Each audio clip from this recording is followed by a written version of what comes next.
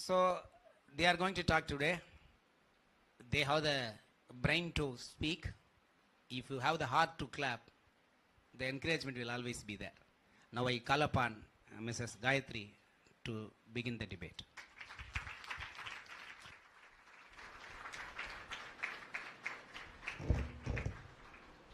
Respected CEO ma'am, senior principal sir, and my dear colleagues and our beloved principals, have a pleasant good evening to one and all gathered here. You are all aware of the topic. What is more required? What is required more for teachers? Is it the brain or is it the heart? Respected judge and the opponent team members know very well that the brain has more power than the heart. That's the reason I'm going to begin first. Yes, I'm going to talk in favor of brain. What plays the main role in teaching learning process? Undoubtedly, we say one and only brain.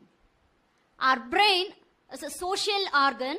Our brains require stimulation and connection to survive and thrive. Our brain, without connection to other brains and without sufficient challenge, will shrink and eventually die.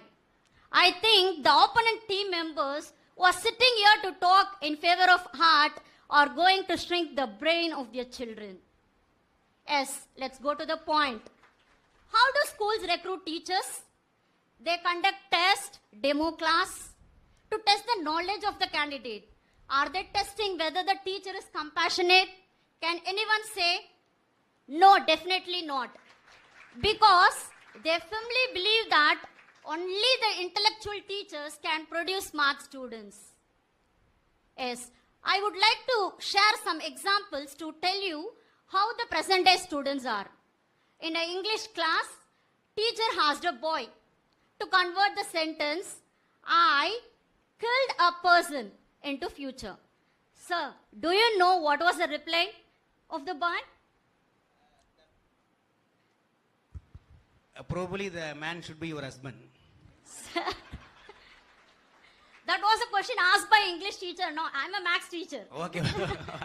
Okay. So it's a I live hope that program. your husband is not Yes. watching the live telecast. Okay, let me share another incident happened in my class.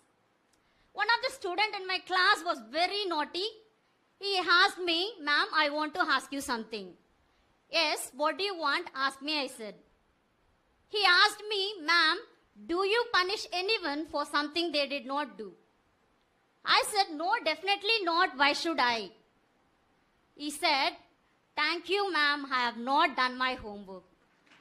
I replied him, don't play pun on my words. See, the present day students are clever enough and funny and witty. This is the place where humor shows the intelligence and wit that transpires in the class. If the teacher is not intelligent enough, if not applies the presence of mind, she would have said this child to stay quiet and sit down. I applied my presence of mind. That's what I said. And I cautioned the child not to play pun on my words, just to get away from his responsibility. Then, my friend is also a teacher. I asked her what's the main problem she faces in the classroom. She told me that's slow learners. I asked her, why do you name some children as slow learners? She told me that they lack concentration and they struggle hard to understand the concept. I think she couldn't understand the real meaning of education. The great Socrates said that education is not the filling of a vessel, but the kindling of a flame. The word education comes from the word educer, which means to bring out what is already in and not blindly stuff in. The same said by Swami Vivekananda, education is the manifestation of perfection already present in man. Do you watch Mahabharata, sir? No. No. So you should watch. I will watch. Each of the Pandavas being unique in their talents. One of the teachings of Mahabharata is to develop your unique potential. Even in our Shastras, it is given that subjective knowledge is more important than the subjective person is more important than the objective knowledge. What a person does with a particular knowledge is more important. If an intellectual teacher applies easy ways and methods for making the child understand the concept, whether the sitting compassionate teachers are just taking pity on the students and helps them to memorize the concept and reproduce. That is the true concept. That's the true, sir. Taking pity on the students, they are also taking rest and becoming lazy in the class. Yes. Then I would like to quote Rabindranath Tagore's words. He said, sorry to say this, a light can never light another lamp unless it continues to burn its own flame. A teacher must be a good learner. A teacher must be creative and must update himself to make his teaching process effective.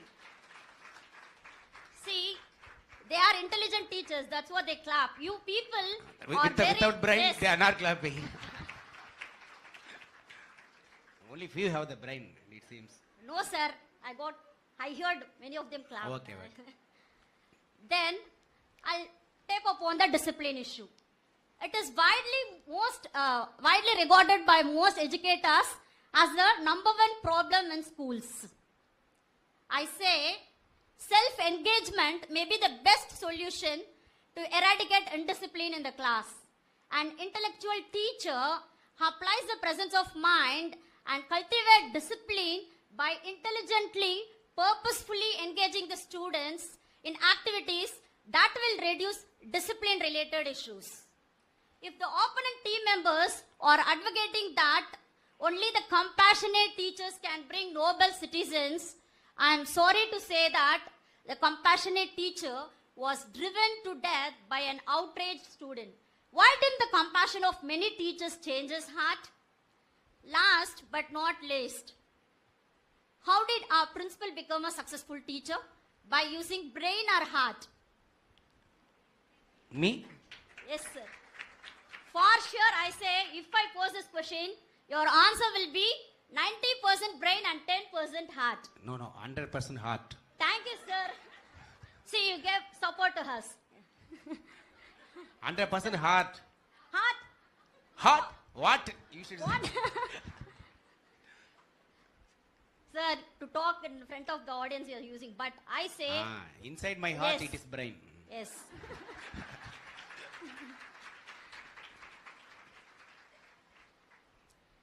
The teacher is the yardstick that measures the achievements and aspirations of the nation.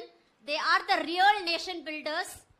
If the teachers are well educated and if they are intellectually alive and take keen interest in their job, then only success is ensured.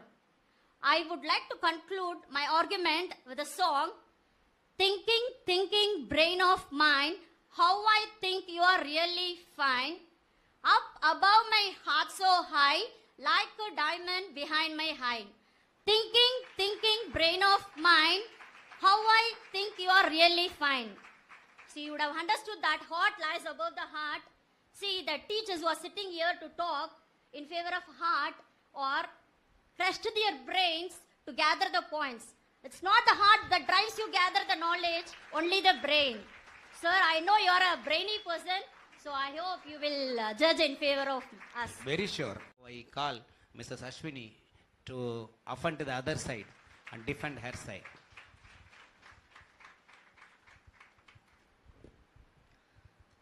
Very fantastic evening to one and all present here.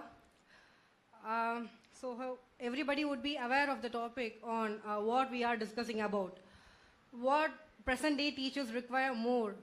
So is it a heart or is it a brain? And the question is, which is going to be a more efficient tool when it comes in approaching a student? First of all, what is heart? It is not just simply an organ. A heart is a symbol of life.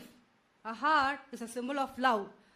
So I am not sure whatever I am going to speak, how it is going to impact these heartless people, but for sure it is going to impact you people, because I firmly believe that you people are not heartless like these, and also a respected judge. And she quoted the quotes of famous saying of Swami Vivekananda. But there is one more saying. When there is a conflict between your heart and your brain, follow your heart. You know who said these words? Madam, it is the same Vivekananda whom you quoted. Teaching is one such profession which creates all the other professionals in the world.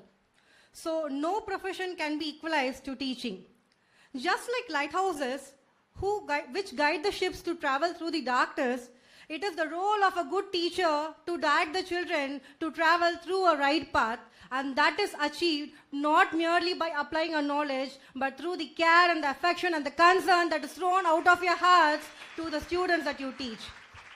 And at this juncture, again, my dear teachers and my respected judge, I would like to stress upon a factor that being empathetic or showing care and concern towards your children doesn't mean concealing the wrongdoing of your student.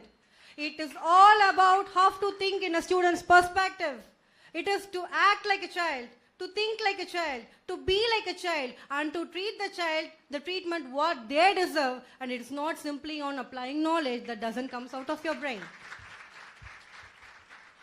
There is a famous quote, hope most of you would have known. The mediocre teacher tells, the good teacher explains, the supreme teacher demonstrates, the great teacher inspires. And touch wood, I would say that element of inspiration is possible only if a teacher shows her care and concern out of her heart, and not just because of the knowledge that she imparts towards her children. I would just like to share a small story. Most of you would have heard this story before. There is a saint who was taking bath in a river, who was bathing in a river. He saw a scorpion which is just struggling in the current of water. The disciple of the saint was taking care of the clothes and the rosaries of the saint sitting on the banks of the river. The saint took pity on the scorpion, and he just, he tried to recover the scorpion in order to save its life. As soon as he, recovered the scorpion, and he placed the scorpion on his palm, the scorpion stung the saint immediately. The saint felt an unbearable pain. But even then, the saint didn't let the scorpion fall again. He just waded to the bank of the river in order to save its life. So as soon as he approached the bank of the river, the scorpion stung the saint again. This time, the pain was much more immense than the previous one. And once after he reached the banks of the river, he just let the scorpion go, and then the saint got fainted because he was stung by the scorpion for the 2 times. Even I would not bear it. How come a saint would bear it?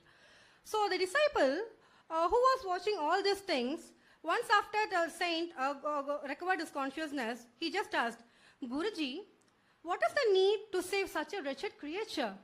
It would have killed you. You would have not saved it. Leave it to its fate. For that, the saint smiled blissfully and said, the scorpion followed its dharma and I followed mine. It is the nature of the scorpion to sting irrespective of whomever or whatever it may be, and it is the nature of me as a human, as a guru, to save the life of a creature and to direct it in the right path. So the same is the scenario when it comes between a teacher and a student. Whatever may be the student, whether the student may be obedient or disobedient, he or she may study well or not well, but it is the responsibility and it should be a nature of a teacher to show the care and concern towards that particular child and then to bring them up there in their life. See, children are like, wet cement. Whatever falls on them, it makes an impression. Hope most of you have watched a movie named Satai. In that movie, Samudrakani would have played an excellent role of a teacher. He just throbbed the hearts of the student by showing his care and concern towards each and everybody. In that movie, all the teachers, they will just start deteriorating the students. They will neglect the government school students because they are much disobedient. They are not, good enough in their studies and all that stuff. But he was the only person who really overcome the shortcomings of the each and every student, and he just dwelled upon their talents. So the reason why I am stating is like, everybody for sure would have a favorite teacher in your school days or in your college days. Sir, even for sure you would have had. So, now, sir, I'm going to put forth one question to you. Now I want you to come and stand here and to elucidate all the topics or all the theories or all the, definitions, whatever your favorite teacher summed up to you. Is that possible? Possible. For sure it is not possible, because since we were not there, even if you lie, we are not sure whether it is going to be true or not. Even it is not possible for me and for everybody over here.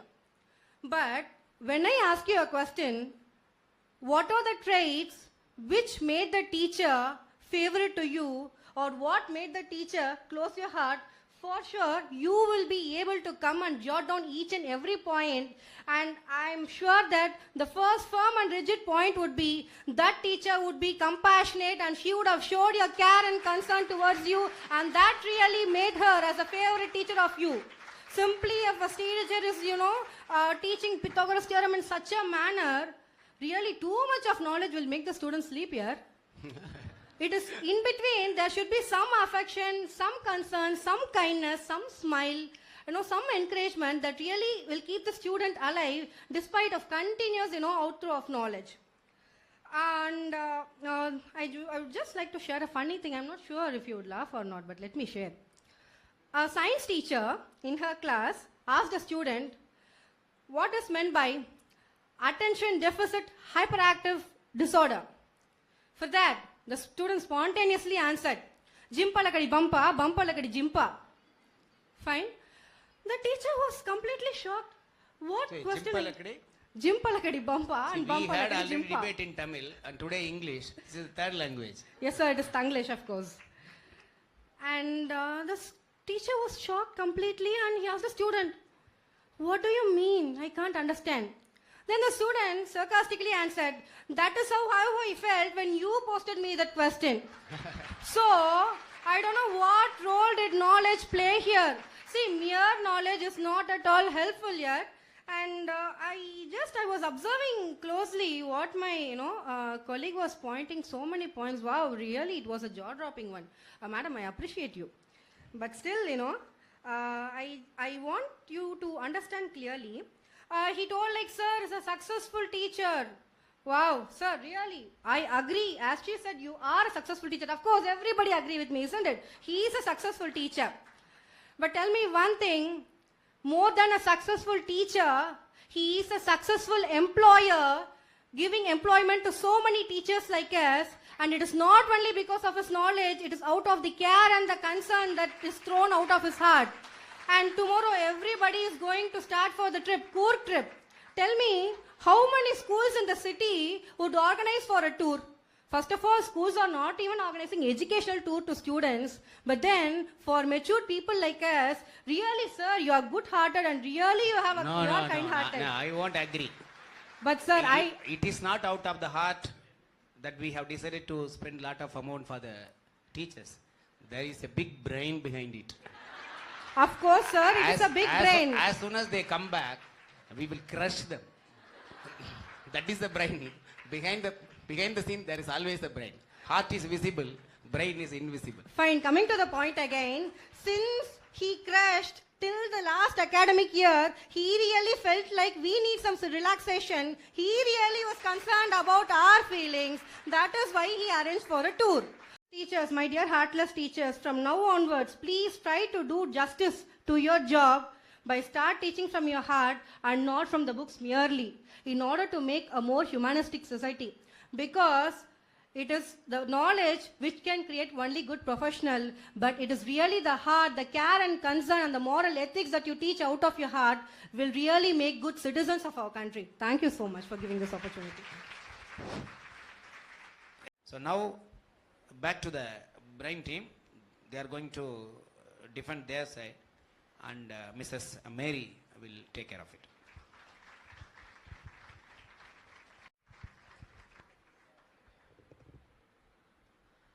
A very good evening to our senior principal sir, CEO ma'am, principals, vice principals and teachers.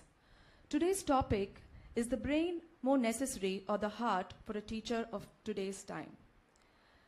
This topic is so much relevant and close to each and every one of us for as long as we are going to be in this profession. I'd like to share something. This is of course a friend of mine who is also a teacher. She had a certain student who was quite brilliant, intelligent, very well behaved, but something was going wrong in this child. She was taking away things that belonged to her classmates, and she was also being called a thief. Teachers were not able to do much, and her class teacher, being my friend, kept telling me I did my very best. I tried to retain her after school, tried to talk to her, gave her advices, and also tried to pat her and protect her from any kind of embarrassment, but nothing really came round. And to make matters worse, she was even taking away things at social gatherings and parties, also made her parents feel very embarrassed. The scene changed when a new teacher came in. She was able to tell by looking at the child's behavioral pattern and the kind of thieving activities that were going on that she is just not a common thief. The child is suffering from kleptomania. She was able to identify that this child had an urge to take away things not because of money or that she just did not have it because she was from a very well-to-do family. And then she knew that the child needed to be counseled. She worked parallelly with a counselor and she was able to bring about a significant change in the child in about 8 to 9 months. So where did the heart play a role here? It was just that the teacher was quite informed. She was able to identify, seek a solution for the problem and bring about a change in the child. So today, it's just not enough to be a good Samaritan. He would have picked up, he would have helped, and he would have left there. We need to go much more than what a good Samaritan did. What has been happening with us all these days? We've been having programs, or even in the past, we've been having motivational shows and talks, all designed to provide an orientation to the mind. But why is it that nothing has been happening on this so-called heart of a teacher? Or why is it that it didn't occur to any one of us to our CEO ma'am for a sermon on tuning the heart, to train our emotional quotient? I think she'd have just thought the heart for a teacher, it's a prerequisite, a basic innate quality and more for a teacher. But it's certainly not going to get us far as how the brain can. The teaching learning process has various aspects in it, and even now we've been looking and introspecting and pondering into strengthening creativity, innovation, integrating technology, teaching style, body language, and what about mental skills, juxtaposition, deduction, reasoning, synthesizing, analysis, and the so-called think out of the box, and so on. Isn't it quite a bit of terminology and jargon? But only the brain that is well equipped will be able to transpire all this, because these qualities are manifested only through the brain and not through the heart. Let me share something else. Being an English teacher, and I'm sure all of you will agree with me, how much this language is important. Though it's not our mother tongue, it is so important to be competent and have a control over this language. Let me just read a line that goes this way. The ship sank beneath the weight of the crushing ice. Sir, any simplifications, any additions that can be done to this? It is quite advanced. It is quite advanced. Okay. So, what is it about this line What that did makes she it say? different? The ship sank The ship sank beneath the weight of the crushing ice. Nice, very good. This is the language teacher's brain is shown now that you have to appreciate. What was different about this line? Language can be mundane, language can be slowly graded, it can become full of flavor, it can become complex at times, and it's only the teacher with a sharp brain who constantly edifies, updates herself, will be able to tackle and impart this, because only when the child is confident enough and has the ability just not to be able to communicate but develop a flair and a flavor for language, will be able to face anybody in the future with confidence, especially when it comes to being employable. Something else that I'd like to tell is, let's look at a painter or a sculptor. What does a painter do? he works with the magic of colors and he creates a beautiful summer picture or an icy night, a winter. But still the canvas has no life. And a sculptor, he works on a gleaming piece of art and he creates a masterpiece. Can the masterpiece talk? Neither can it. But the teacher who imparts knowledge, her power is translated through the children. Let me now share a story. Stories are always interesting to listen, and this is a very powerful story. It is about a talented, charismatic young banker, though not a banker, but still like our senior principal, sir. Do you know what happened to him, sir? Yes. He might have suffered certain ordeals. He suffered the worst ordeal. He was framed for murder and he was sent to prison for absolutely no fault of his. He had to serve a term of 30 years. And when he lands in prison, it's absolutely chaotic. There is so much of brutality going on and crime is at its peak. So the man who's totally shattered, he never gives up because he knows that he has something powerful inside him, and that is the brain that is equipped with all the knowledge that he has gained over the years. So he works out a plan. His strategy is so fine and so clear that he is able to even make his escape by tunneling the thick, heavy walls of the prison for a period of 15 years right through the night. Finally, he makes it out and he brings it to light, the kind of atrocities that were going on. So he's able to gain his life and also redeem the life of his prisoners. So where did the heart ever even knock its door? Where did it ever play its role? It is only the brain that was completely behind that helped in bringing back life and also in redeeming life for others. I'd like to quote that, science to fools become folly, and science for some become superstition, and art to a few become pedantry. These are the words of George Bernard Shaw, who also created a powerful celebrated character of Professor Higgins, where he also does not play with the heart, but he only throws challenges to the brain. So, by the end of the day, it is the brain that is the powerhouse, and the so-called heart becomes subtle after a point of time. Its role becomes passive. No matter how many theories you may formulate, no matter how much the heart drives, finally, it is the brain that helps to culminate success for everyone. And to conclude, I would also like to ask our senior principal, was this meant to be ever been Vidyashram or ever been illam like Mudiyor illam or Anadai illam?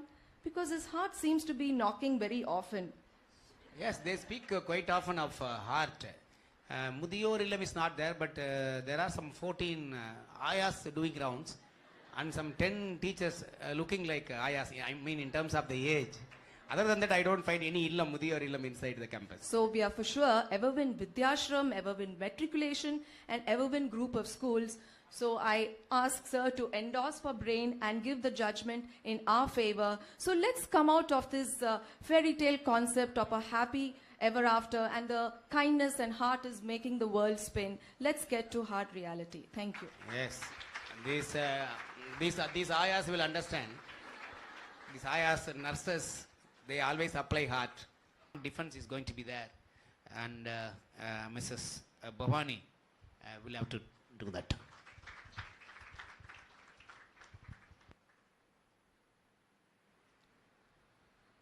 A very good evening to one and all present here. And I would like to thank the school management for providing this opportunity to put forth my views regarding today's topic, that is, what is required more for a teacher? Is it a brain or a heart? First of all, I would like to clarify the opposite team members and also the respected judge that, dear friends, we are not running a charitable institution. Are we running a charitable institution is your question. I would like to ask, are we running an army school to enforce fixed concepts and knowledge every time? Not only that, I would like to say that a teacher has her own credentials, the certificates which she possesses, which shows that she is a master in certain field of education. It proves that we are already knowledgeable enough to teach. It is a great evidence. There are so many misconceptions that is put forth by the opposite team member just to confuse the judge. The kind-hearted teacher will always make them to learn by rote, and kind-hearted teacher will always pamper, will always make the child to depend on her. Absolutely not. These are the misleading, misguiding teachers. They don't come under the category of a kind-hearted teacher. Absolutely not. So, our ma'am from the opposite team, she put forth that a complex sentence, it was the weight of the ice that was making the ship to sink. That was actually the meaning of that. But she was putting forth in a very knowledgeable manner that people couldn't understand. Even the judge was also blinking. I could see that. So, she has simplified the concept. She has simplified the sentence into much simpler manner, which goes straight into the heart of the children and which stays for a long span of time. There, she simplified the concept just for the benefit of the children, just for the upliftment of the children. She worked for the children, and the same point UNESCO proclaims that a perfect teacher is the one who learns from the children and who works for the children. She has actually done that. She simplified the sentence, and she has done that. So she was speaking in favor of our team actually. And I would like to quote one of my classroom experiences to you. There was a boy who was in my class. I happened to just, rush in with a haste to complete all my portions. So I was opening all my book. I was giving all the gist of the poet. It was regarding Daffodil's poem. I was giving the gist of the author and the poet. And then I started with the first line. I wandered lonely as a cloud.